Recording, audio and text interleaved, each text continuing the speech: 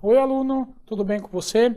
Eu sou o professor Caio Piscinin e nessa próxima aula nossa aqui de Ética pela Vida, especialmente na questão do homem, nós vamos avançar nesse tema importantíssimo que é a ética, dentro, obviamente, do nosso curso relacionado ao meio ambiente, tudo bem? Nós já fizemos algumas reflexões importantes. Por vezes, nós temos a dificuldade de entender a importância da ética no nosso dia a dia.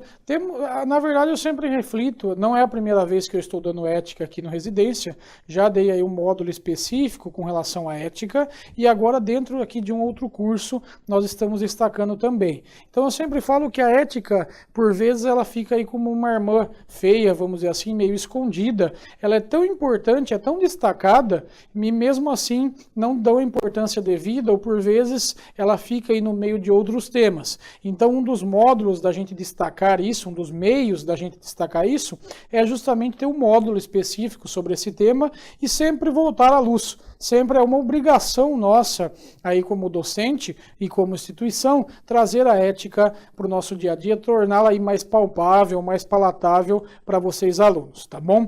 Eu sempre gosto de começar as aulas de ética explicando o que é ética e fazendo esse exercício com você, aluno. Porque por vezes, talvez, você tenho certeza que vai se capacitar, muito em breve também pode ser um professor, você vai ver que a ética e a moral são os dois conceitos mais difíceis de se conceituar, de se formar. Porque cada um tem uma visão. Se eu ficar aqui com você conversando, talvez eu fale ética, eu fale moral, você vai falar para mim, professor, é a mesma coisa, professor, é diferente. Professor, eu não sei muito bem, é muito difícil a sua conscientização, justamente por isso, você conceituar, entendeu? E você também aproximar essa questão, a pessoa ter como uma consciência dentro dela do que é. Isso é bastante complexo também. Então eu gosto de passar esse raciocínio porque você vai olhar para essa tela, você vai falar, professor, mas eu já decorei o que é, não tenho mais dificuldade não, já até sei do que é. Vai até dar o exemplo do copinho. Eu sempre falo isso que eu acho que é mais palpável. Eu sempre cito o quê? Que a ética é como se fosse esse copo. Exatamente como esse copo. Não tem nem tirar nem pôr, vamos dizer assim, como se fosse a nossa consciência. Essa é a ética. Dentro da ética vai a moral. A moral é justamente as nossas ações em alguns temas. No quê? Com relação aos costumes. Os costumes são impostos a você? Não, eles não são impostos diretamente ou você não tem uma punição, uma reprimenda sobre você não seguir um costume. É algo natural, é algo que acontece. Quando eu falo, por exemplo, que um povo, um gaúcho, vamos dar o exemplo assim, o pessoal do Rio Grande do Sul, um estado tão importante, tem culturalmente o uso da bombacha, o uso aí do lenço vermelho no pescoço, o uso daquela calça específica, das botas de couro, vamos dizer assim, é um povo muito aculturado, é um povo que gosta muito. Quem nunca ouviu falar dos centros de tradições gaúchas aí, é uma coisa muito comum que reforça a cultura gaúcha. Aconteceu, alguém impôs. Um dia alguém chegou lá e falou assim, não, o jeito correto de se vestir é pôr um lenço no pescoço. Se você não pôr o lenço no pescoço, eu vou lhe multar. Vou lhe dar uma multa aí de R$1.000. Não é assim. O costume é algo como um espírito, é algo como se fosse uma fumaça, vamos dizer assim. Ele se molda, ele se forma, sem as pessoas saberem o real motivo. É o fazer. Eu vou fazer, eu vou agir de determinada maneira, quase como um instinto, quase como algo natural. E eu faço, você faz, um grupo determinado faz, e da repetição de achar aquilo positivo, de ter feito uma vez e achar que aquilo é interessante, eu vou fazendo e faço de novo, quando eu vejo vir um costume, não só meu, não só da minha família, não só do meu bairro, não só da minha comunidade, de todo mundo. Vira uma coisa natural, uma coisa quase que você não sabe ter um discernimento se é certo ou se é errado, ou por vezes você tem, mas você nem sabe da origem daquilo. Quer ver uma coisa tão interessante? Eu me lembro quando eu era criança, se falava muito do leite com manga. Falava assim, não, meu filho, você não pode tomar leite com manga porque isso é uma coisa terrível, vai fazer mal para você, leite com manga é uma coisa que afeta o seu estômago. E na verdade, você não sabe de onde veio isso. O costume de não comer, ou seja, de você falar que faz mal. Você não sabe, isso aí foi um mito que se criou-se aí com relação à questão escravagista no Brasil, que o dono dos negros, vamos dizer assim, obviamente a escravidão, uma coisa de repugnância, uma coisa totalmente negativa, mas você falava, para não dar leite e não dar manga no mesmo dia para o escravo consumir, você falava, o dono dos escravos, o senhor de engenho, por vezes, o dono, os coronéis das fazendas de café, seja qual for da onde eles trabalhavam, falava com relação a isso para quê? Para baratear. Isso foi passando. Hoje em dia, nós temos aí, até que já, questão das redes sociais, já acabou bastante esses mitos, mas às vezes cria-se outros. Então você tem esse costume. Você pegou uma manga, um copo de leite, sua mãe já falou, não menino, não faça isso, você fazer um suco de manga com leite. Nossa menino, você vai passar mal. Ela não sabe de onde veio, ela não sabe se existe um registro, ela não sabe se alguém nunca passou mal, mas ela entende, sem saber nem de onde veio, que aquilo é um ato negativo, ou seja, se você comer aquilo, você vai passar mal. Isso é o costume, é uma coisa natural, é uma coisa que alguém lá atrás fez, o outro fez, o outro achou legal, o outro achou adequado. Você acha mesmo, como é que a gente formou a comida brasileira, vamos dizer assim, em regra, obviamente tem mudanças, que o certo é comer arroz, feijão, uma salada, por exemplo, e um pedaço de carne. Essa é a alimentação do brasileiro. Em regra é essa. Ou, dadas as circunstâncias, você come por vezes um macarrão, ou você troca aí uma alimentação formal por um lanchinho, alguma coisa nesse sentido. Eu venho fazendo dieta há algum tempo aí por questão de saúde. Vocês podem reparar que estou aí dando uma emagrecidinha, mas o que me castiga muito, a gente fica com uma fome terrível, mas não vem ao caso. Você sabe como aquilo surge? Não, ela se encaixa. O que seria o costume? Seria o costume com relação à forma que você se veste, a sua cultura de maneira geral, as músicas que determinado povo, determinada população escuta, a forma com que come, a forma com que veste, a maneira com que se comporta de forma geral. Tudo isso é questão de costume. Não é uma coisa imposta, é uma coisa que você sabe, eu sei qual é o costume, mas não existe um controle. Eu acho normal aquele ato. Não fazer aquilo, a pessoa às vezes até te repreende, mas não é uma coisa obrigatória fazer aquilo, é um costume eu realizar aquele ato. Se eu não fizer, as pessoas vão olhar e vão falar, nossa, fulano não fez daquele jeito, mas eu não vou levar uma reprimenda, ou eu não vou ser punido, eu não vou ser multado. Diferente das regras. Eu sempre brinco com vocês. Alguém aqui gosta de pagar IPTU? Gosta de pagar IPVA? Não. Só que existe uma regra. O governo impõe o que para você? Se eu sou detentor de um veículo automotor é o que tem motor. Uma moto, uma motocicleta, um carro, um veículo de passeio, um caminhão, o que for, eu tenho que pagar o IPVA todos os anos, aí posso parcelar em 3 vezes, tem que pagar o DPVAT também, que é o seguro obrigatório, se transferir a taxa de licenciamento, uma série de tributos, vamos dizer assim, de obrigações. O IPTU, obviamente, o quê? Se eu sou detentor ou possuidor ou proprietário de um imóvel residencial ou comercial, eu tenho sim que pagar o IPTU daquele imóvel, tenho que pagar. Impossível que eu não realize esse pagamento. Então é isso que é importante destacar com relação a isso, tá bom? Então é algo que é uma regra. Quando, por exemplo, tá lá, eu abro o codiguinho, como dizia um professor meu antigo, um professor do tempo da faculdade, com relação ao Código Penal, por exemplo. Lá fala, matar alguém é crime. É uma regra? Sim. Não estou aqui fazendo diferenciação com relação à lei, norma, regra, não. Isso é um estudo jurídico, não estou abordando aqui. Mas vamos ver, matar alguém é crime. Isso é uma regra. Está claro que eu não posso matar alguém. Se eu matar, eu vou ser punido, eu vou ter um período de detenção. Não há o que se falar nesse sentido. Então a regra é imposta. O pagamento de tributos é imposto. O meu comportamento em sociedade, por que eu não posso andar na contramão? Por que eu não posso ultrapassar o sinal vermelho? Isso é um costume? Não, aqui não. Se você ultrapassar, você tem uma punição exata, uma punição precisa. Se eu tenho um radar, que lá a velocidade é 60 km por hora, e eu passar a 70, 80, 90, 100, Tem aí gente que 3 vezes a velocidade, eu já vi casos que acabou passando, mas tudo bem. Eu vou ter uma simples reprimenda? Alguém vai me olhar torto de lado e vai falar, fulano? Não, não vai olhar torto, você vai ser punido. Se você cometer uma prática criminosa ou uma infração, é uma regra, é uma coisa coercitiva, eu tenho que cumprir, entendeu? As minhas experiências de maneira geral, as minhas reflexões, e entra aí também a minha cultura, o meu conhecimento prévio, as minhas experiências de vida, tudo isso entra. Isso aí é a somatória. Esses elementos, as minhas regras, as minhas experiências de vida, as minhas reflexões, tudo isso vem dentro desse copinho. As minhas ações, quando eu, por exemplo, como arroz, feijão, e carne e salada, eu estou fazendo um ato normal, costumeiro, é da alimentação do brasileiro.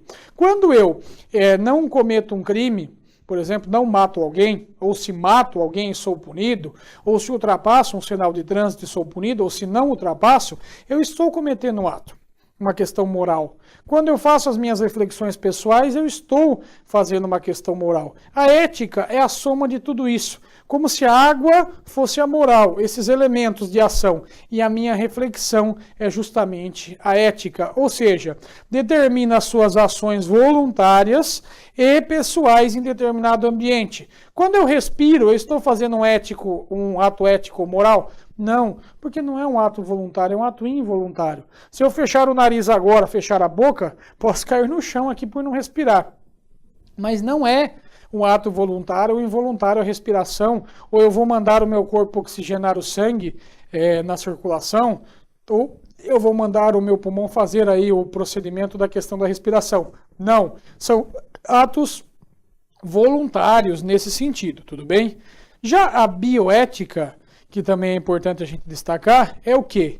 É o meio, nós aprendemos o que é ética. A bioética é um pouquinho mais, é um algo a mais que a gente fala, é um pouquinho mais avançado.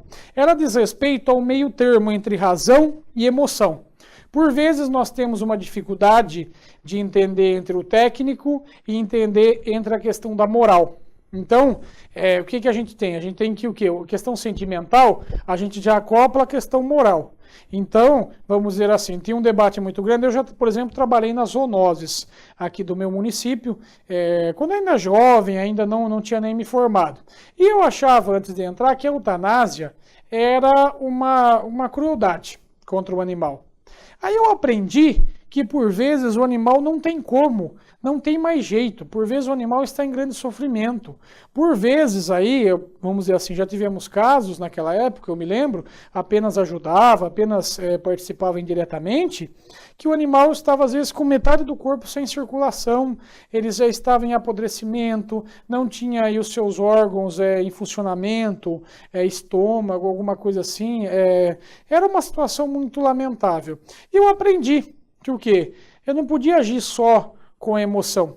Eu não podia só falar, coitado daquele animalzinho, que a eutanásia é uma coisa antiética. Eu aprendi o quê? Que pela técnica eu respondo à questão sentimental. Ou seja, o meu sentimento com relação àquele animal, ele precisa ser o quê? Não coitadinho que ele é um animalzinho, mas que ele está em sofrimento. Ele já não pode mais continuar, que ele vai passar chorando, sofrendo. Às vezes tem animais que ficam aí chorando, fazendo aqueles barulhos terríveis, você fica até emocionado, que ele está em sofrimento.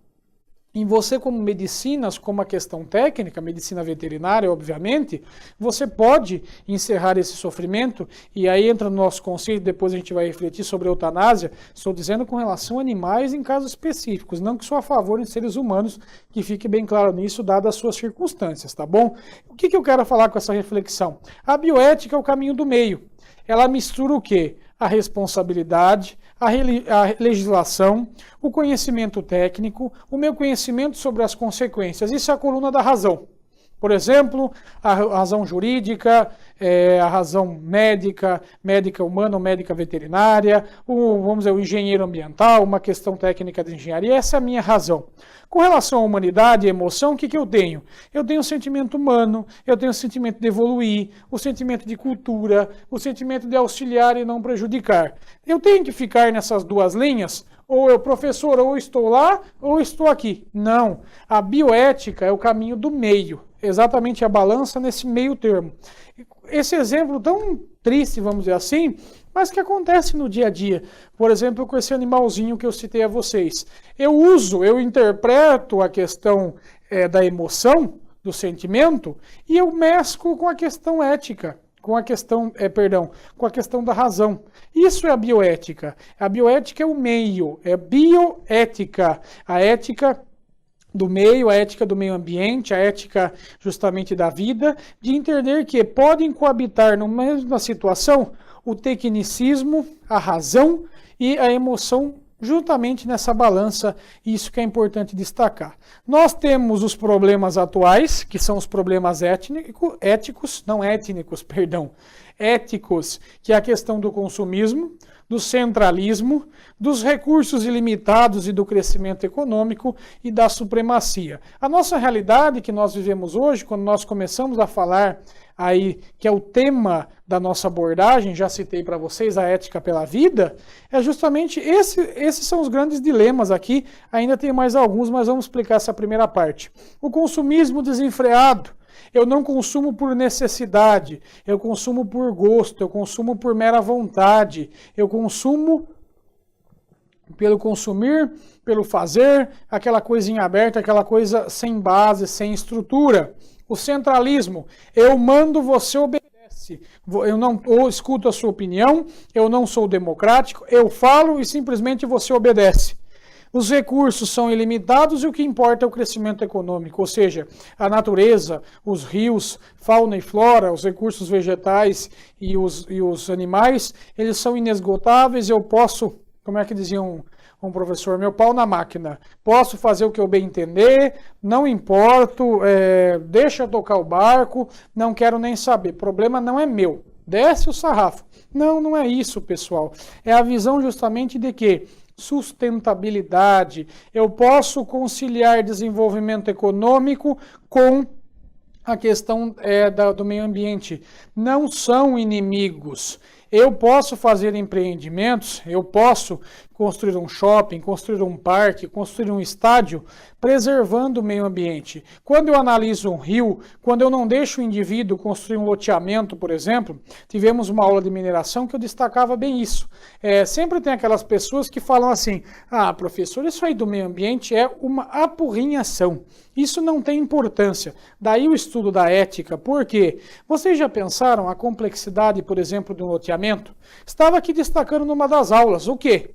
Que você tem aí um loteamento, antigamente todo mundo falava, você constrói onde você quiser. Hoje em dia você tem que se preocupar com o quê? Com coleta seletiva.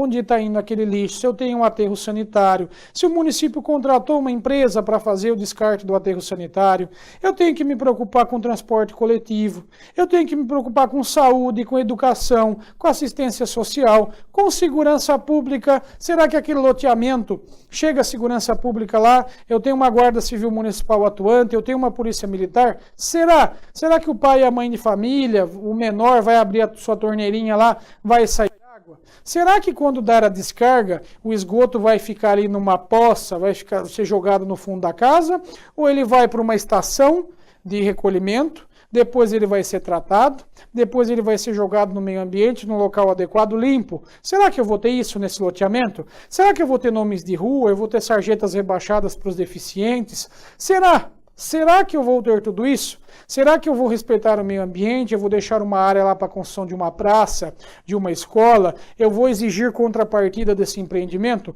Tudo isso é essa reflexão de que a necessidade com a possibilidade, o ser humano necessita do meio ambiente. Ele pode ser ceifado desse meio ambiente, ele pode ter diminuído por vezes? Pode, mas tem que ser de uma maneira adequada. Quando você realiza o impacto, por exemplo, de um determinado empreendimento, você tem que ter essa limitação. Então, por isso que se destaca, os recursos não são ilimitados e o crescimento econômico não é sobre o crescimento econômico, é sempre à luz do interesse social, do interesse da população e de preservação do meio ambiente, a gente sempre destaca. Estamos aí também em tempos nebulosos sobre a questão de supremacia, do racismo, do preconceito, e infelizmente nós temos aquelas É o que a gente sempre fala, né? Não basta a Segunda Guerra Mundial ter mostrado as mazelas dos extermínios dos judeus, dos extermínios de ciganos, de homoafetivos, dos extermínios aí dos negros, e não somente isso, de mulheres, de uma série de atrocidades que foram cometidas, uso de armas químicas, experimentos em seres humanos. Aí nós passamos por tudo isso e por vezes não aprendemos. Hoje, no século XXI, em pleno 2018, nós temos ainda esses debates sobre supremacia, nós temos supremacistas brancos, homens brancos que protestam pelo direito de serem preconceituosos, que fazem marchas, paradas, que querem que o direito dos negros sejam diminuídos. Onde se viu uma coisa dessa? Nós temos aí, às vezes nós olhamos para o próprio ser humano e nós falamos, onde será que erramos? Aí a gente sempre volta, quando no tema da nossa aula, ética pela vida, ética pelo ser humano, nós temos sempre que pautar, fazer esse tipo de reflexão. Tudo bem? Honestidade e responsabilidade. Responsabilidade na seguinte questão, de sabermos que todas as nossas ações, ela terá um efeito, ou seja, um contra-efeito, ou melhor, uma causa e efeito, melhor dizendo. Então, se eu sou o autor, eu tenho que ser responsabilizado pela minha ação. Boa ou ruim, é a minha ética, é a minha moral que não decidir. Mas eu tenho que ter ciência dessa responsabilização e dessa honestidade, que as minhas ações, que a minha honestidade tem que fazer parte do meu costume, das minhas reflexões, daí que está a moral.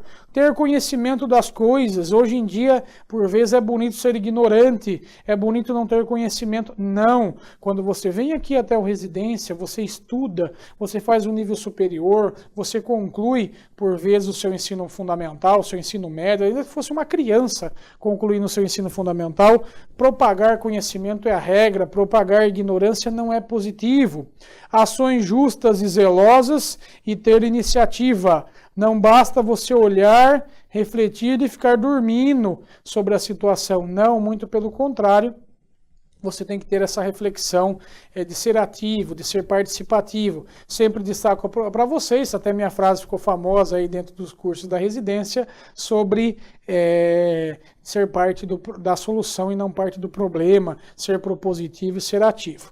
Dentro dessa questão da ética pela vida, nós temos alguns temas que são impossíveis de não serem abordados, porque são temas atualíssimos e temas que geram um grande debate.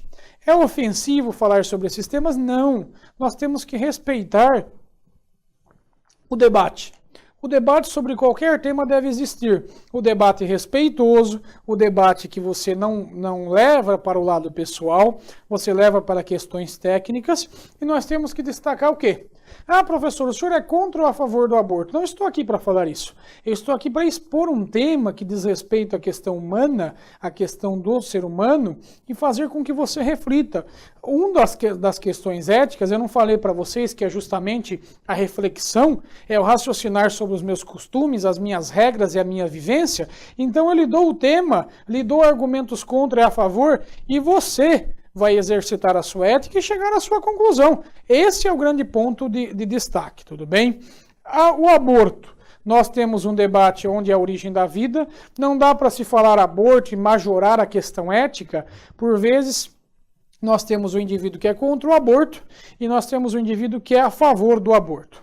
Dentro daquele que é a favor do aborto, nós temos aqueles níveis do que seria, onde seria possível fazer o aborto. Seria possível, seria ético, por exemplo, fazer o aborto numa mãe aí que tem o feto, tem o nascituro, já com 9 meses? Ou seja, ele é quase uma criança, ele tem 7, 8 meses, 9 meses, ele já constituiu aí a questão cerebral, já constituiu uma série de questões e não seria palpável isso? Então tem esse debate, que a vida começa na fecundação, no ato sexual em si, na fixação do embrião, começa na criação do sistema nervoso, ou seja, se eu abortar eu causaria um sofrimento ao menor, porque o sistema nervoso é aquele que controla a questão, essa questão fundamental da percepção de dor, por exemplo, no nascimento, ou justamente na identificação da mãe como grávida. Vez que a mãe disse que está grávida, ela entendeu que ela já não é mais uma mulher no seu conceito normal, no seu conceito aberto, mas ela é mãe, ela migra como um homem migra de homem para pai. Essas são as formas da origem da vida. Por que é importante debater a origem da vida? Porque até contra os indivíduos que por vezes têm uma postura contrária ao aborto, eles pensam, raciocinam de alguma maneira que seria possível o aborto em algumas situações. Então, quando eu falo a questão da origem da vida, por quê? Se eu penso, por exemplo, que a origem da vida é do nascimento, eu poderia abortar, se eu sou a favor do aborto, a qualquer época. Até um dia antes de agendar uma cesariana, por exemplo. Se eu penso que eu sou a favor contra o aborto, já na fecundação, na questão do reconhecimento biológico da mãe como grávida, então eu não poderia praticar o aborto, porque no momento da fecundação eu já tenho a vida. Seria no momento da fixação do embrião, na parede do útero? Seria no momento da criação do sistema nervoso, algumas semanas após? Esses são temas importantíssimos. Não dá para debater o aborto só no sim e no não. Temos que debater com conhecimento. Também é a média de que o Brasil é um dos países que mais realiza aborto do mundo. Fala, professor, mas eu não entendi. Se o aborto ele é proibido no Brasil em regra e só tem algumas exceções, como é que ele pode ser feito no Brasil? De maneira descontrolada. Na mesma maneira de que é proibido o consumo de drogas, é proibido se fumar maconha, é proibido o consumo de cocaína, heroína e outros tipos de droga, e o crack é proibido no Brasil e existe. São feitos de forma clandestina. Nós temos no Brasil clínicas que são verdadeiros, aí por vezes abatedouros, que temos casos de mães que morrem aí, durante a realização dos procedimentos abortivos, às vezes nem por profissionais de saúde, às vezes é qualquer um que tem uma curandeira, uma parteira, vamos dizer assim, realiza esse tipo de procedimento abortivo de uma maneira muito precária, às vezes é numa cama, não tem estrutura alguma. Nós temos 1,3 milhão de abortos no Brasil, já existe aí uma consideração que isso é uma subnotificação, que na verdade seriam muito mais, se a gente tivesse o controle, e uma média de 50 milhões de abortos. É como se 1/4 do Brasil fosse abortado por ano. No Brasil temos pouco mais de 200 milhões de habitantes, seria mais ou menos isso, como 1/4 de abortos, 1/4 de Brasil por abortos por ano, só para ter essa noção. Existe aí essa questão, sempre esse debate de autonomia, com relação se a mãe tem ou não tem autonomia, se o corpo é dela ou é de outro, entendeu?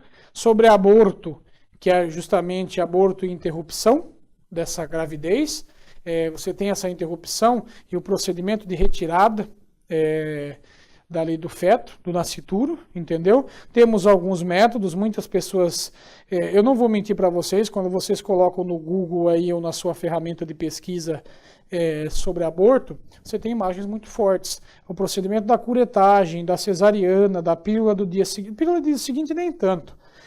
A pílula do dia seguinte, o que acontece? Por vezes quando a mãe mantém relação sexual sem preservativo ou sem outro método anticonceptivo, ela toma a pílula e evita que ocorra aí a fixação do embrião na parede do útero. Esse nem tanto, mas você tem, por exemplo, a curetagem, vocês têm métodos o quê? Que a pessoa adentra a vagina da mulher com um instrumento e pérfuro cortante e retira pedaços do feto até limpar o útero desse feto. Então, assim, são imagens bastante fortes. A cesariana, que você faz o corte para retirada, obviamente, por sucção também, você puxa. Outros métodos, o DIU. Na verdade, o DIU é como se fosse um bloqueio. Ele tem aqui, vocês já devem ter visto a foto, é como se fosse um bloqueio que evita aí que a mulher realize a gravidez. Em regra, os maiores motivos para o aborto é uma má formação. Às vezes a mãe faz um exame e descobre que o menor teria uma má formação, seria deficiente, por exemplo. Existe uma grande rejeição. Você tem alguns países do mundo que são até mais, como eu posso dizer, preconceituosos, talvez, ou que não tem a cultura do Brasil, que tem uma dificuldade de aceitação. Existem alguns países que o pai fica transtornado quando descobre que vai ter uma filha mulher, que não seria correto ter uma filha mulher, seria correto um filho homem. Imagine a noção de uma pessoa desta com relação a uma má formação, que o indivíduo seria um deficiente, aí outras palavras baixas que costumam ser usadas aí, que são terríveis. Questões econômicas, Juventude e falta de apoio. Por vezes a pessoa não tem apoio do seu parceiro ou da família, teve aí a criança num período da vida que não deveria, entre aspas, ter tido, obviamente por uma imposição da sociedade, por vezes muito jovem, velha demais, ou por vezes não tem uma situação econômica, está passando uma dificuldade, ou não entre o casal não existe concordância um com o outro com o momento. Tudo isso são motivos com relação ao aborto. Os maiores problemas causados pelo aborto são o quê? A morte, problemas ginecológicos permanentes, obviamente você pega um método como a curetagem, por vezes você tem até que se fura órgãos, hemorragia, você tem morte ou até lesões permanentes. Tem mulheres que realizam aborto uma única vez porque tem o seu útero inutilizado. Temos aí questões psicológicas, também daquela reflexão que nós estamos fazendo sobre o que é certo ou errado, querendo ou não, você tem mulheres, imagine uma mãe, 14, 16, 18 anos, primeiro filho, quer abortar porque não tem apoio, não tem condição, não que justifique o ato, não estou falando isso, estou fazendo apenas uma reflexão. Os prós e contras e o resultado disso cabe a você como aluno refletir. Mas, imagine você, ela vai e perde o útero, tem aí uma lesão no útero e não pode mais engravidar. Então, ou seja, por um aborto, pro resto da vida ela não vai poder ser mãe. Imagina ainda que tenha 40, 30 anos depois daquele fato, ela nunca mais vai poder engravidar. Imagine o trauma psicológico que fica e também se marca aí para um efeito das futuras gerações. Um dos motivos de combate em diminuição do aborto, eu acho importante destacar. Muitas pessoas ficam nesse debate chulo. Eu sou contra o aborto, professor. Eu sou a favor do aborto, professor.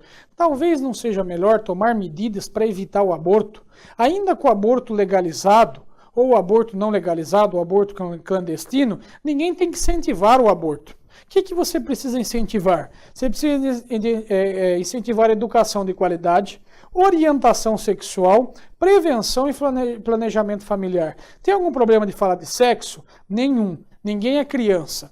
Você, até se fosse criança, você não tem que ensinar a criança, por exemplo, as questões que dizem respeito à sexualidade.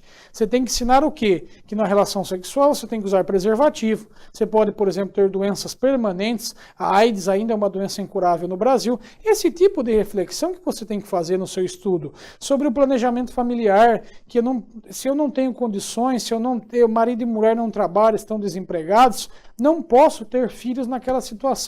Eu tenho que me planejar, tenho que ter uma estabilização financeira, eu tenho que ter prevenção. O uso da camisinha, principalmente, o vulgo camisinha, o preservativo, ou outros métodos, são importantíssimos para não somente evitar a gravidez indesejada, mas evitar que se contraia doenças sexualmente transmissíveis. Os jovens no Brasil estão pegando HPV, estão pegando gonorreia, sífilis, estão pegando uma série de doenças sexualmente transmissíveis como um rio. Tem muito, demais. Parece uma inundação desse tipo de doença. Os jovens, eu sei das ferramentas modernas, a internet, o celular, por vezes, acaba aproximando, o sexo fica mais fácil, às vezes, fica mais promíscuo, por vezes, independentemente de quem está praticando. Nós temos que ter essa responsabilidade. Então, eu tenho uma visão assim, nem contra nem a favor. Vamos evitar. Se eu tomo essas medidas, eu não preciso ficar debatendo sobre a viabilidade do aborto. Eu tenho que debater o quê? Tem que debater educação de qualidade, orientação sexual, prevenção e planejamento familiar. Com esses 4 vias, eu tenho uma boa base que eu nem preciso discutir sobre a questão do aborto. Aborto é uma questão médica, diz respeito ao profissional da saúde. O crime de aborto e as autorizações, ou seja, por vezes até instigação ou auxílio ao aborto é crime. Eu tenho apenas aí as exceções com relação quando é oriundo de violência sexual, o estupro, que é o coito não consentido, né, a penetração vaginal não consentida, resulta na questão do filho, né, de uma gravidez.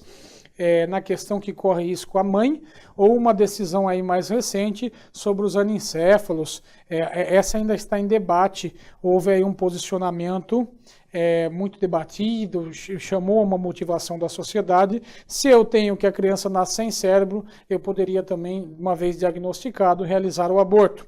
O que não se decidiu até hoje, pediram aí com relação ao Zika vírus, tem algumas crianças com má formação, a justiça não autorizou abortos, por exemplo, nesses casos que a pessoa contraiu o Zika vírus, aí, dengue, chikungunya, essas doenças aí tropicais transmitidas pelo mosquito, tudo bem? Outro tema frequente com relação ao ser humano, a vida de maneira geral, que nós temos que abordar é a eutanásia. Talvez o aborto e a eutanásia sejam os temas aí, que são os temas, melhor dizendo, que mais geram aquele calor, aquela discussão, aquele debate, aquela coisa pegada, acalorada, tudo bem? O que é a morte? Morte é a cessação das funções vitais. Existe a eutanásia, ou melhor dizendo, a vida tem uma previsão constitucional. Então, o que eu quero dizer com isso? Existe na Constituição uma série de princípios. Então, por exemplo, quando eu tenho direito à propriedade, tenho direito a falar, a me expressar, a livre expressão, o direito à liberdade religiosa, o direito de um trabalho digno, tudo isso é uma série de princípios. Eu vou listando. A vida, ela tem uma previsão constitucional em que sentido? Se eu tenho a vida, eu tenho os outros direitos, os outros fundamentos. Se eu não tenho a vida, eu perdi a vida, eu não tenho mais nada. Então essa é a importância da vida. Por isso ela é posta nesse patamar constitucional, entenderam? Quando, por exemplo, a legislação proíbe o aborto, ela coloca o quê? Eu tenho que preservar a vida. Eu crio as exceções que dizem respeito à vida da mãe, com relação à sua integridade, no caso, por exemplo, que a vida do nascituro vai comprometer a vida da mãe, ou nos casos da violência sexual, por exemplo, ou nos casos dos anencéfalos que causam grande sofrimento emocional. Mas, em regra, a vida do nascituro está preservada. Tirando quando existe um conflito de vidas e você preserva da mãe, que existe uma solidez, você tem a preservação. Mesma coisa com relação ao eutanásia. O direito à vida, ela é preservada na nossa Constituição. É fundamental na nossa Constituição. A eutanásia é uma técnica médica. Posso realizar eutanásia em casa? Não. O procedimento de eutanásia é um procedimento de natureza médica, que é o quê? É encerramento do sofrimento de doente terminal. Estou desgostoso com a vida, vou fazer uma eutanásia. Não, isso é suicídio, é outra coisa. Eutanásia tem algumas exigências, que é o quê? Procedimento de natureza médica, é um profissional da saúde. 2, de um doente terminal, eu tenho uma doença terminal. Possuidor de grande sofrimento, eu tenho que ter esse tripé. Sem esse tripé eu não tenho eutanásia, eu tenho suicídio e outro tipo de crime, até por vezes um homicídio. Tirar a vida de alguém que não esteja de forma terminal, ou não for por um médico, ou não tiver um grande sofrimento, isso não é eutanásia, isso aqui é homicídio, suicídio ou instigação ao suicídio, tudo bem? É uma decisão familiar, médica e dos pacientes. Todos esses elementos têm que participar, tá bom? Não posso simplesmente dar essa decisão, ter essa decisão na mão do médico, só da mão da família ou só da mão do doente. Tem que existir uma reflexão. Não posso, por exemplo, o doente está em grande sofrimento. Obviamente, você tem doenças aí, o câncer, por exemplo, que a pessoa fica anos e anos e anos sofrendo. Então ela já vem debilitada, ela já vem sentimental, ela já vem emotiva. Então, por vezes, você tem só uma fagulha. Você sugerir a ela facilmente é sugestionável, melhor dizendo, a concordar com aquele procedimento que não seria correto do ponto de vista de só dar a ela. Seria só dar à família? Não. Por vezes a família tem uma carga emotiva, positiva ou negativa, por vezes também está sofrendo há muito tempo e por vezes pode achar que é simplesmente a boa morte, a eliminação daquele paciente, ainda que ele tenha aí não esteja em caso terminal, poderia ser a solução para os problemas, vamos dizer assim. Ou a questão somente médica, e daí viram como entra a bioética. A bioética é o conjunto desses elementos. Eu vou juntar questões emotivas, questões pessoais com questões técnicas. Então eu divido a responsabilidade dessa decisão unânime. Está prevista no Código de Ética de Medicina, sofre influência da religião, tem esse debate entre morte e vida, é uma consequência natural ou uma autonomia. O que é previsto no Código de Ética Médica, algumas resoluções, é com relação à chamada ortotanásia, que é quando existe até aqui no estado de São Paulo uma lei estadual do então já falecido governador Mário Covas, já no final da sua doença, ele morreu com câncer aí no início dos anos 2000, que falava que o indivíduo ele pode se recusar a tratamento médico. Obviamente que existe uma obrigação médica de tratar. Não posso ter omissão do tratamento, que fique bem claro. Mas em algumas situações você pode ter sim a chamada ortotanásia, que é o indivíduo que já está no final da vida. Já não tem mais situação, já está no doente terminal, não tem reversão do quadro. O médico está acompanhando, ele pode simplesmente cessar novos tratamentos, tudo bem? Existe, obviamente, um debate que não se acaba, que é um debate morte e vida, um debate entre Deus deveria ser o responsável, quando é um debate de natureza religiosa, ou o próprio organismo como uma consequência natural, ou ele poderia ter autonomia e decidir o momento da sua própria morte, isso que é interessante do debate. Outro ponto interessante, quando nós falamos de ética, é os direitos humanos. É impossível você falar de ética do homem sem falar de direitos humanos. Fala, mas por que, professor? Porque os direitos humanos eles são essenciais ao indivíduo. Qual que é o conceito de direitos humanos? Ah, professor, o meu pai ou o meu tio fala que isso é direito dos manos. Isso é direito daquele gente vagabunda, gente sem... Tem que meter a borrachada nesse pessoal. Não.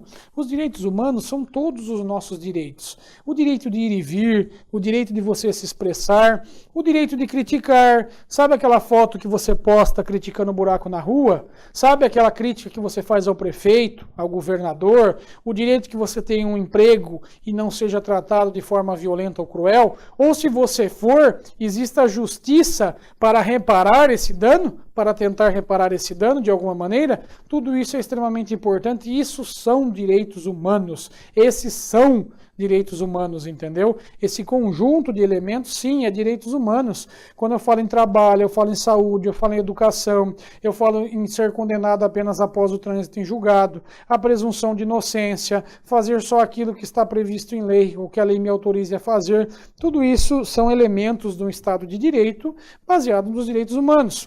Direitos essenciais do indivíduo em relação ao direito público. O que é com relação a isso? O Estado ele tem que ficar, de certa maneira, enjaulado. O que eu quero dizer com isso, enjaulado?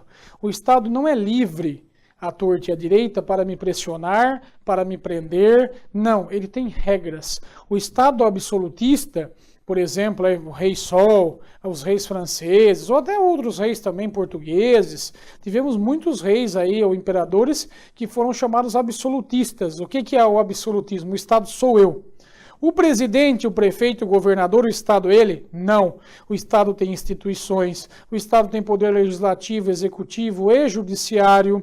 O Estado, um poder controla o outro, fiscaliza, é o chamado sistema de freios e contrapesos. Se eu tenho um excesso no poder legislativo ou no executivo, o judiciário freia, ele breca, ele para esse tipo de atitude errônea. Então o sistema, o que eu quero dizer com direitos humanos, em ponto fundamental, o controle do Estado. O Estado não é livre para lhe molestar, para violentar ou fazer algo contra você, tudo bem? Ele protege, garante o indivíduo a sua proteção contra excessos, contra arbitrariedades. São direitos válidos para todos os povos em todos os tempos. E os direitos dos homens também. Isso é importante destacar. Direitos humanos. A grande revolução foi a Declaração Universal dos Direitos Humanos de 48. Por que isso, professor? Pós-Segunda Guerra. Precisava se debater uma série de questões sobre o trabalho escravo, sobre o uso de armas químicas, sobre questão de condenações arbitrárias. Tudo isso que aconteceu naquele período da Segunda Guerra, o reflexo na nossa sociedade foi muito forte. Então, justamente a Declaração Universal dos Direitos Humanos é, por vezes, criticada, por vezes você tem gente que não tem o conhecimento, mas como aluno, peço que depois da aula, ou agora mesmo, abra aí o seu celular, a sua barra de pesquisa e coloque e leia o documento. Bem simples, mas você vai ter uma concretude e vai entender sobre o que eu estou falando. A nossa Constituição de 88, chamada Constituição Cidadã, o ser humano é alvo final do direito e não meio. Todo direito é voltado ao ser humano, isso aí é uma visão de mundo. O ser humano é a base do nosso sistema de direito. Não que, por exemplo, fauna e flora não devem ser preservados, deve ser sim como ato reflexo. Universalização, multiplicação e diversificação, cada vez mais temos mais direitos humanos sobre mais indivíduos e de maneira geral, ou seja, se universaliza todos os direitos humanos, ele se multiplica em quantidade e ele também se diversifica, tudo bem? Temos aqui o de primeira geração, obviamente os primários, que dizem respeito ao quê? Direitos civis e políticos, vida, liberdade, privacidade e não discriminação. Os fundamentais. Da mesma maneira que eu falo a vocês que o meio ambiente é uma coisa desenvolvida, é uma coisa pensada, não é uma coisa que eu coloquei aqui e fui embora, ele é construído. Então, quando eu tinha após a Segunda Guerra estados totalitários, absolutistas, ditaduras que judiavam, que prendiam, que recriminavam, eu precisava do quê? Direitos civis e políticos. Eu precisava que o Estado não tirasse minha vida, o Estado não me prendesse arbitrariamente, o Estado, quem já não leu o livro do George Orwell, 1984, que falava sobre o grande irmão, que todas as residências iam ter um aparelho que fiscalizava o que você estava fazendo e ficava ouvindo o que você estava fazendo e também contra a não discriminação. Então esse é o perfil pós-Segunda Guerra, década de 40, década de 50, década de 60. Nós tínhamos problemas com o direito à vida, perseguições políticas que levavam à morte ou à limitação de direitos. Nós tínhamos problema da privacidade, não era respeitado o indivíduo na sua privacidade e tínhamos discriminação, indivíduos que eram tratados como de segunda categoria, sem direitos. Um momento posterior, só se serviria isso? Não. Os direitos humanos, lembra que eu falei a vocês o quê? Se eles se universalizam, multiplicam e ficam mais diversos, eu agora preciso de direitos econômicos, sociais e culturais. Então eu preciso de saúde, de educação e assistência social. Só isso basta? Não, eu preciso agora do quê? De solidariedade entre os povos e meio ambiente. E a quarta geração não basta tudo isso para hoje, eu também tenho que ter para o futuro. Venha a complexidade disso. O avanço não é algo imutável, não é algo rígido, não é algo, eu não estou falando de um plástico, que eu vou bater no plástico e resolve. Não, muito pelo contrário, eles são altamente maleáveis. Eu estou dizendo sobre o ser humano. O ser humano, ele não é hoje o mesmo daqui a 50 anos, ou era há 50 anos atrás. Ele avança, ele muda, ele se altera. Vida é existência plena. Liberdade, honra e direito de defesa, são direitos humanos. Professor, isso é direitos humanos? Sim, isso não tem a ver com defender bandido, não tem a ver com punibilidade, com punição, não tem a ver o Estado ser fraco, não tem a ver com segurança pública, tem a ver indiretamente, mas diretamente isso são direitos humanos, esses são os direitos humanos. Direito à associação, direito à integridade, a preservar a sua vida e também até no momento da morte ter o seu corpo preservado. O direito ao nome, você não é um número, não é uma lista, os seus documentos podem até ser identificados por número, mas você é um ser humano dotado de direitos e de obrigações. Alguns temas gerais também, sempre abordo, são temas éticos que dizem respeito diretamente ao homem, manipulação genética de alimentos e de animais, que eu quero dizer com isso, os alimentos, por exemplo, não vai falar transgêneros, os transgênicos são os alimentos geneticamente modificados, que, por exemplo, retiram a necessidade de uso extensivo de agrotóxico, aumenta a produtividade e, por vezes, relacionado ao câncer. Então, tem esses debates também. Diagnóstico de pré-natal, também temos o problema com relação à eugenia. Foi uma revolução, por vezes, para a medicina, a mãe e o pai poderem saber o sexo da criança antes do nascimento. Isso foi algo extremamente revolucionário. Só que depois o que começou, até um médico importante, muito influente aqui em São Paulo, que foi preso aí por assédio sexual, você poderia ir à clínica dele, escolher sexo da criança, escolher cor de olho, escolher cor de cabelo, manipulação genética, isso é proibido por lei, mas também fica esse debate. Também a questão dos animais, eu sempre falo o uso dos animais, por exemplo, na questão dos testes aí de cosméticos, dos testes aí de laboratório, sempre você tem esse debate. Esterilizações masculina e feminina, entenderam? Esse também é um debate que sempre volta, sempre se destaca. Reanimação e transplante de órgãos, também dois temas diretamente relacionados à ética do ser humano e também que geram muita polêmica. Era normal nos Estados Unidos, ainda que alguns indivíduos façam uma tatuagem escrito "não me reanimem". O que é? Você por vezes pode ter um infarto, cair na rua, e vinha aquela equipe médica. Aqui no Brasil, por exemplo, nós temos o SAMU. Lá fazer aquela massagem, aquela chamada ressuscitação, usar o desfibrilador, ou somente, às vezes, questão de respiração, e reanimar. Tem pessoas que estavam mortas e o coração volta a bater. Havia um desligamento das funções vitais, vamos dizer assim. Tem pessoas que criticam isso, falam que não é obrigação do médico. Se morreu, é uma causa natural, uma questão religiosa, não caberia o médico reanimá-lo nesse sentido. Da mesma maneira, algo muito polêmico sobre transplante de órgãos e transfusão de sangue também. Algumas religiões dizem que faz parte da alma os órgãos e o sangue também. Então não posso passar sangue de um indivíduo ao outro. Então também não poderia ser feito. São debates eternos, vamos dizer assim, da medicina moderna. Respeito ao homem, para nós encerrarmos, com relação à parte ética, justificar as razões e as ações. Todo homem é responsável pelos seus atos.